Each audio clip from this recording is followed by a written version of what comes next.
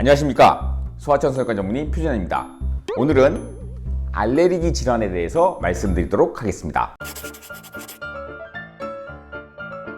두드러기는 이제 피부에 생기는 급성 알레르기 질환이죠. 아주 가렵습니다.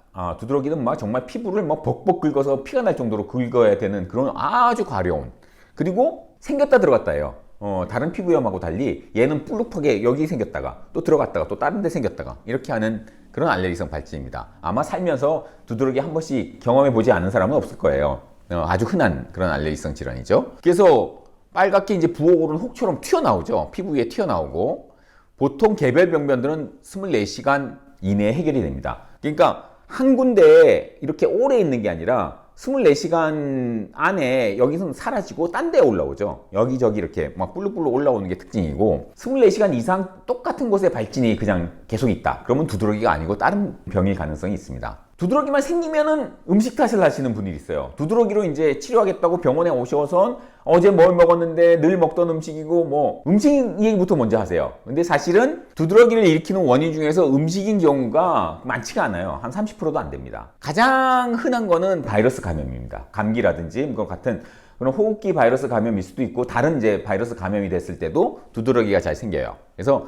바이러스 감염에 대한 반응으로 두드러기가 생기는 경우가 가장 흔하다. 그 다음에는 식품인 경우도 있죠. 식품인 경우인데 가장 흔한 게 일으키는 게 땅콩, 열매, 달걀 흰자, 우유, 조개류, 참깨, 이게 이제 흔하긴 하지만 다른 어떤 음식물도 두드러기를 일으킬 수 있습니다. 그리고 항상 알레르기라는 거는 내가 몇 번 접하고 내 몸이 그 물질에 대해서 감작, 그 알레르기를 일으킬 수 있는 준비가 되어 있어야만 알레르기가 생기는 겁니다. 그래서 태어나서 생전 처음 먹어보는 음식으로 두드러기가 생기진 않아요.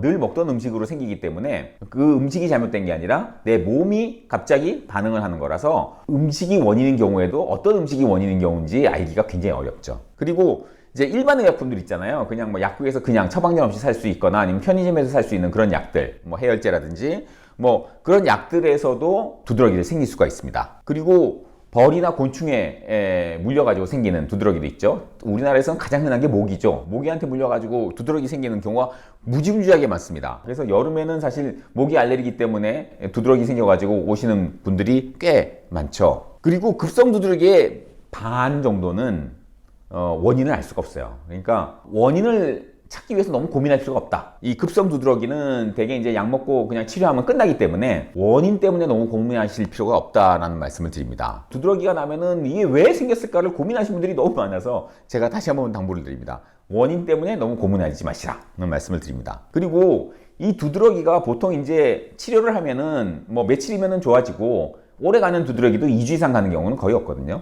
근데 6주 이상 가는 두드러기도 있어요. 그걸 이제 만성 두드러기라고 하는데, 이런 경우에는 장기적인 치료도 필요하고 검사를 해봐야 됩니다. 검사를 해서 어떤 물질이 이 만성 두드러기를 일으키는지 찾아봐야 됩니다. 그래서 그 물질을 피하는 게 중요하거든요. 우리가 급성 두드러기 때는 검사를 하지 않아요. 그리고 원인에 대해서 크게 고민도 안 하고 되게 이제 며칠 약 먹으면 치료가 되니까. 근데 만성 두드러기는 굉장히 심각한 병이고 아주 사람을 괴롭히는 병이라서 검사를 해서 어떤 물질이 일으키는지 찾아내서 꼭 피해줘야 됩니다. 근데 음식이라든지 약물이라든지 아니면 곤충한테 물린 거, 그런 경우에는 대개 이 만성 두드러기를 일으키지 않아요. 그래서 만성 두드러기도 꼭 음식에 대해서 생각하지 마시고 검사를 해서 어떤 원인인지를 꼭 찾아보는 게 중요합니다.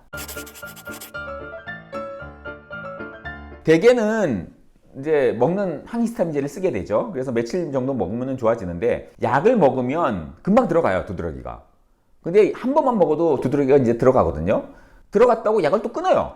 그럼 또 두드러기가 또 올라옵니다. 그래서 그러지 마시고 소아청소년과 전문의가 얘기한 대로, 예를 들어서 3일분을 처방하면서 3일분을 다 먹이세요라고 얘기를 할 거예요. 그러면은 두드러기가 들어가더라도 충분하게 약을 먹어서 다시 재발되지 않도록 그렇게 해주셔야 합니다. 그리고 너무너무 가려운 데는 약을 먹어도 빨리 그 가려움이 진정이 안 되는 경우가 있거든요. 그런 경우에는 냉찜질을 해주는 게 도움이 됩니다. 그리고 이게 단순하게 두드러기가 아니고 아나필락시스의 전조일 수도 있어요. 두드러기가 생기면서 천명, 쌕쌕거리는 소리가 난다든지, 아니면은 목이 부어서 음식을 삼키기가 힘들다. 그런 경우라면 빨리 병원으로 오든지, 아니면은 음식 알레르기가 있는 분들은 이제 그 에피펜이라는 자가 에피네프린 주사를 갖고 다닐 거예요. 그 주사를 빨리 해서 아나필락시스로 인한 쇼크를 예방을 해주셔야 합니다.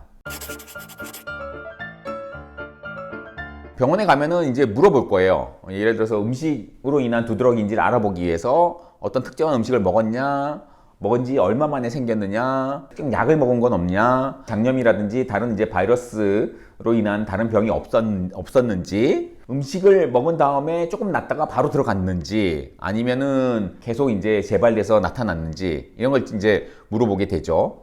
그래서 급성 두드러기는 검사를 해도 원인이 잘 안 나타납니다.